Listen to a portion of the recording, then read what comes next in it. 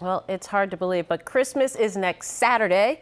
And while there's plenty of joy this holiday season, there's also growing concern as the pandemic surges back with a vengeance. We are joined now with Dr. Emily Heil, an infectious disease specialist with MGH. Dr. Heil, thanks so much for being here. Good morning. Good morning. We're kind of concerned about the numbers. More than 6,300 new COVID cases were confirmed in Massachusetts yesterday. Are we starting to see the impact of the Omicron variant? So we are concerned also. The rise has been very steep over the past week. And I think it's too soon to know for sure what's causing it. Does it reflect post-Thanksgiving gatherings and travel or holiday gatherings that have occurred earlier in the month? Or is this Omicron? People in labs around the country and within the state are working on identifying it. So I think we will have answers soon.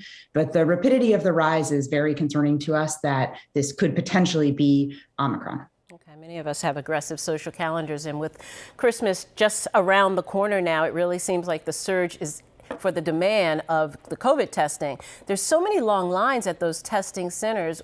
What's the best strategy if you're gathering this year? What should people consider? So the number one most effective thing is to be vaccinated. There's absolutely no question about that. To have your first and second dose of Pfizer or Moderna or a dose of J&J.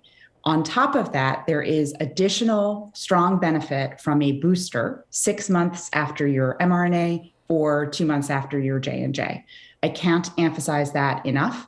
The benefits of especially boosters occur very quickly. So if you were to be boosted today, tomorrow, the next day, you would have that benefit quite shortly within a few days.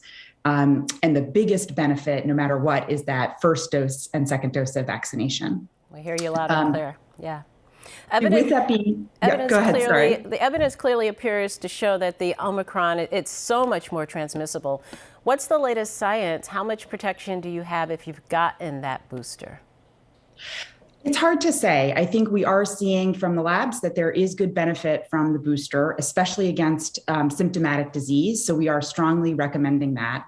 I do want to say, though, with Omicron being more transmissible, which we're quite confident about, it does really change how we're counseling people about gathering, because there is a higher chance of transmitting to others unknowingly because it is more transmissible. So masking, smaller gatherings if you have to gather, and testing before you gather are all really important, especially in the setting of what we think will be Omicron, if not now, then very shortly. We're all certainly feeling a certain measure of deja vu at this point, and we're getting hit with some unnerving headlines. What are you watching for in the coming weeks? What are you focused on right now?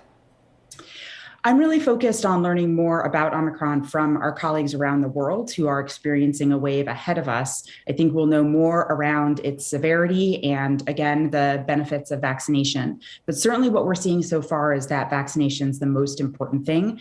I also would encourage people to continue masking to reduce those chances of transmission and to stay home if they have any symptoms whatsoever. I would say it's a very dynamic time in terms of learning more literally every day. And so being aware that you may choose to change your plans because of risks to your loved ones if you gather, I think is really, really important to stay flexible and really up to the date, up to the minute information. I think that's important too, flexibility at this point. Thank you, Dr. Emily Heil, an infectious disease specialist with MGH. We appreciate your time this morning. Thanks, Rondella.